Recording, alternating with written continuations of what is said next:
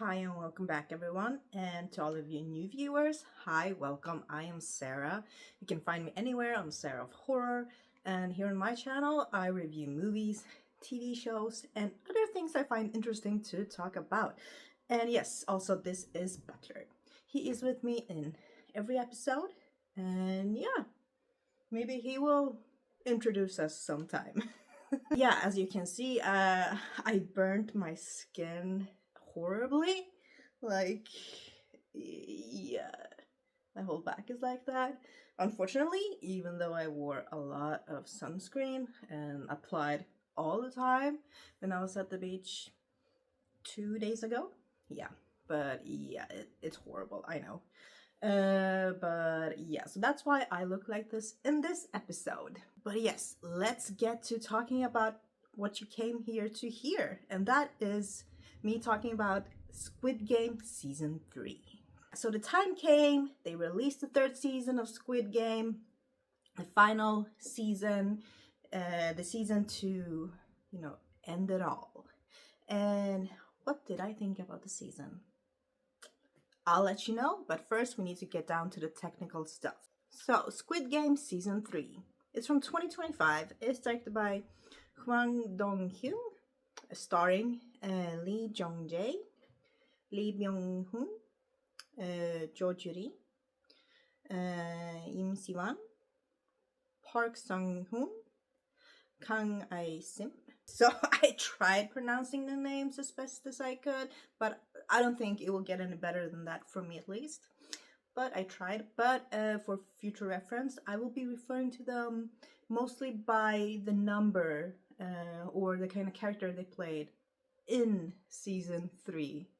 Yes, so that my pronunciation will be fine with those and it will be just easier to follow, I hope. So, Squid Game, the phenomenon series that has captured most of us, but it's captured me. When I first saw season 1, I just read the premise. I was like, I love these kind of death and survival game shows type of movies and TV shows. Love the concept. Love anything that is a game where you either die or you don't die if you pass the task. So watching Squid Game was a no-brainer for me. I was so pumped up. I was excited. I was ready. And, the first season did not disappoint me at all. So we have this player, player 456. He's the main character throughout all the seasons. Alert, I might be spoiling things about season 1 and season 2. I will not be spoiling things about season 3. But if you haven't seen season 1 or 2 and don't want to be spoiled about those seasons, you better stop watching now. Yes. If you have seen season 1 and 2 and not 3, it's safe. You can continue watching. Okay, so we have player 456. He enters the game after having a lot of debt with a kind of loan shark, a guy who will kill him if he doesn't get his money back. So he enters the Squid Game. He gets approached by a guy and he decides to enter the Squid Game because he's like, you know what, you can win money. And if you lose or don't, you'll just come home with no money. How bad can it be? But he realized that the games they have in the Squid Game are deadly traps. So if you don't pass the game, you die. You're eliminated. It means you die. You get shot to death most of the times. And yeah, so that doesn't sit very well with him, but he survives season 1. And then we get to season 2. Now he's back in the Squid Games because he wants to take revenge upon the creators of the game. He wants to take down the organization, get revenge on the frontman, and that's why he's in the games again. And then also he wants to warn other participants about how the games work, maybe help them. And at the end of season 2, there is this big riot. They are riding up against the company, trying to take it down.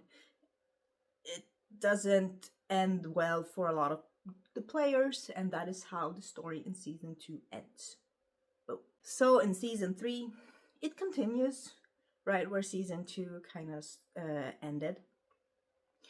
So we see how the aftermath of the uprising or rioting went. And of course, the games, they continue. Yes, but player 456 is still determined to take them all down. Okay, so that was like a summary of season 1, 2, and how season 3 kind of begins. And you know what? I wasn't disappointed with season 2 either.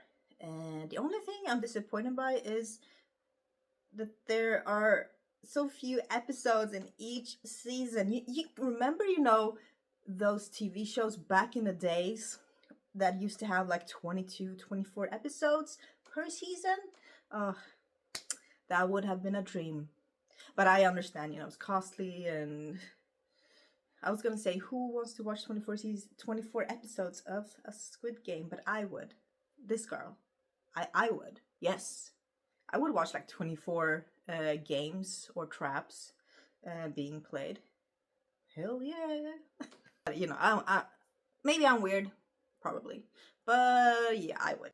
But yes, of course. And what I love about these seasons are how like well written the characters are, that it makes me feel so much for a lot of the characters, which is really hard because if you've seen season 1 and 2, they have to die at some point because the concept is to have like one winner, so that not everyone will be able to survive.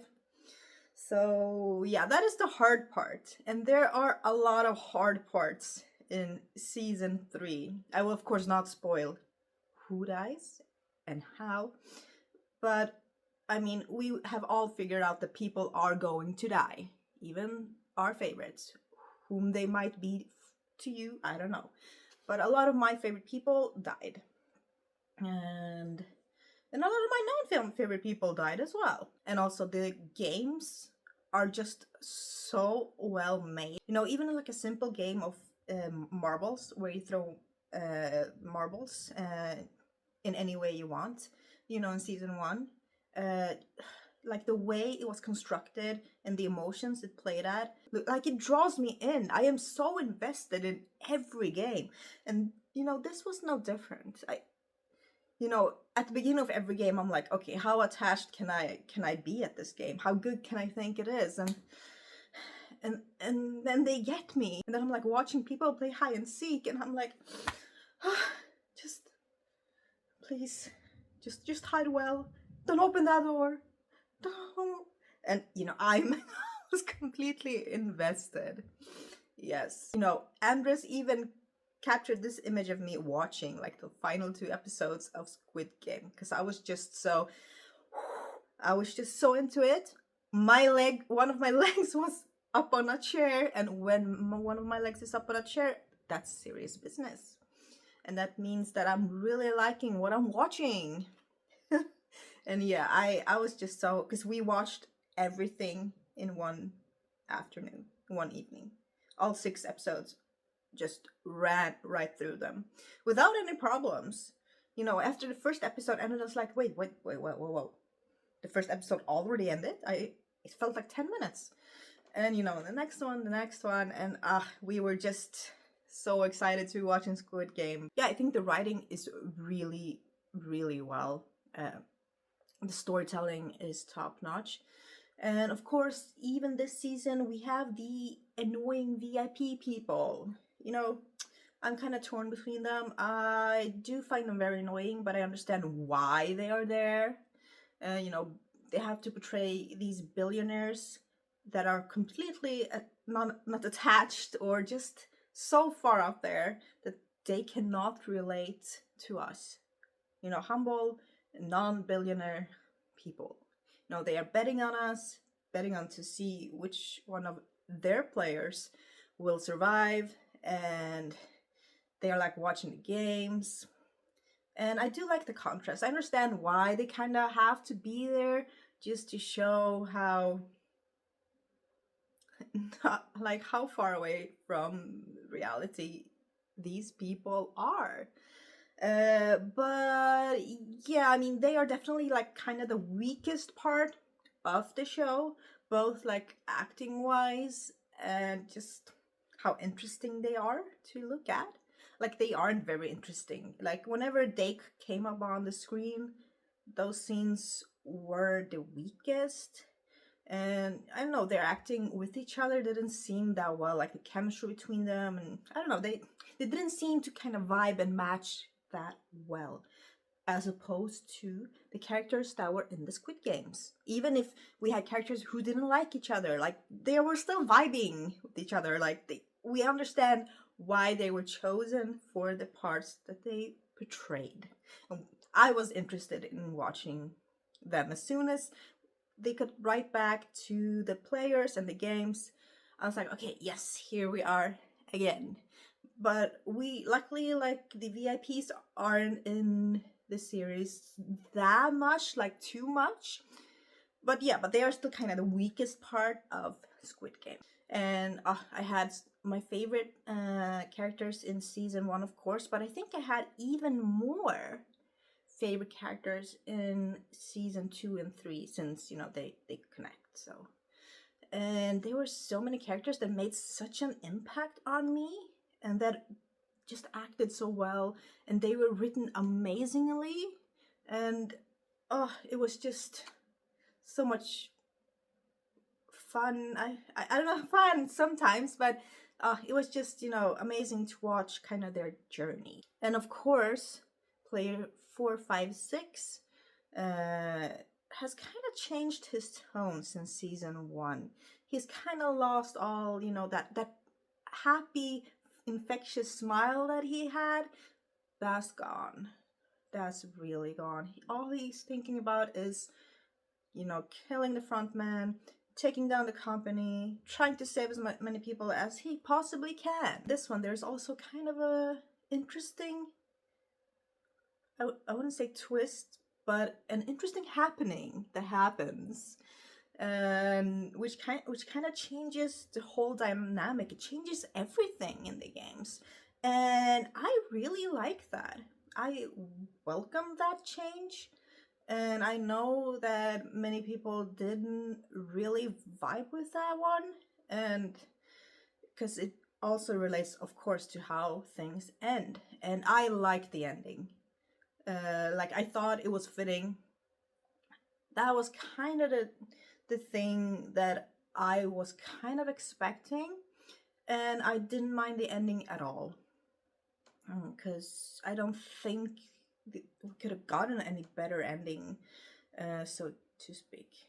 But then also we get like a little detail right at the very, very end, which was like, like I wasn't prepared to see this actor in this scene, but I kind of also understood why and what that means for the show.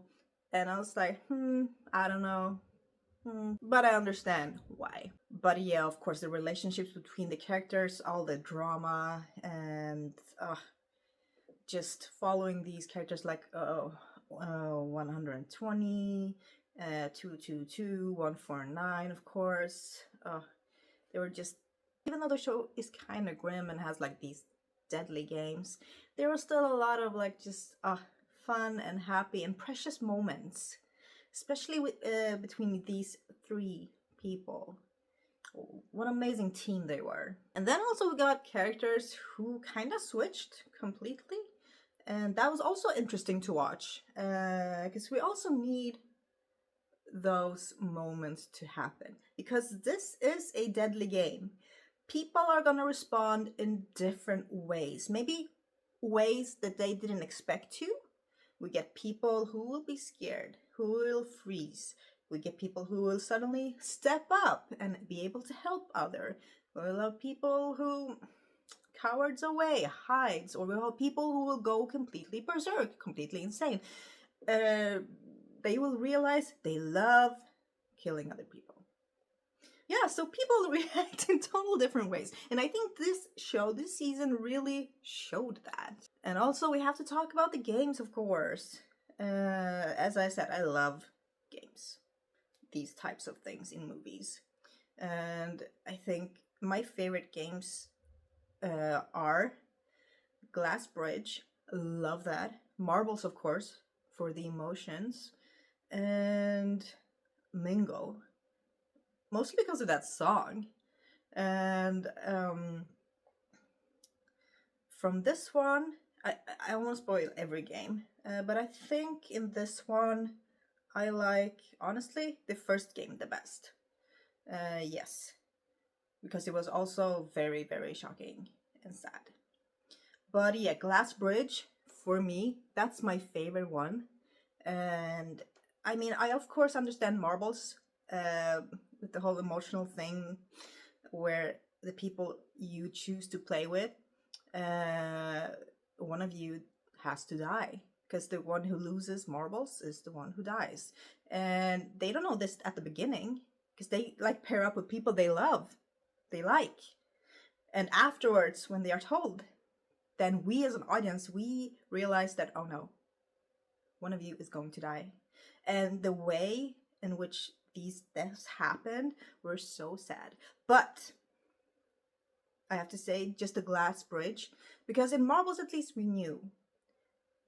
Like, we saw the guards come, we knew when they were gonna get shot, and we were just preparing for it. In Glass Bridge, everything was based on kind of luck. So we didn't know if the person was gonna live or not until they stepped on the glass plate, and are they standing still or are they just falling? So it's that shock moment of it. And it's just a glass bridge. Like, it was just constructed in a really cool way.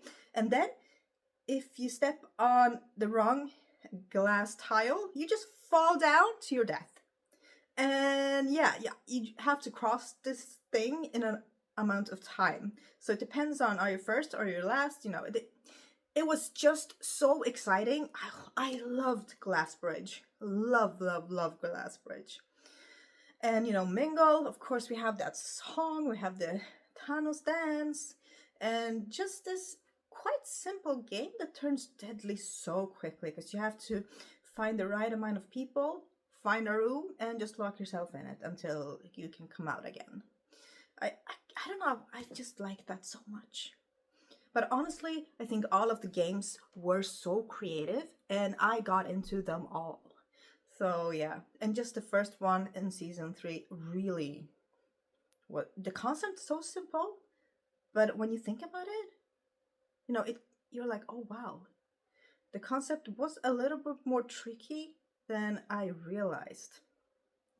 But yeah, season 3 definitely lived up to my expectations. I knew I would really like it, and I did. I was so sad that I watched it all in one day and that it only had 6 episodes, but those 6 episodes were so, so good. So I am really happy with season 3 and how it ended. So what do I give season 3 of Squid Game? I'm giving it a 9 out of 10.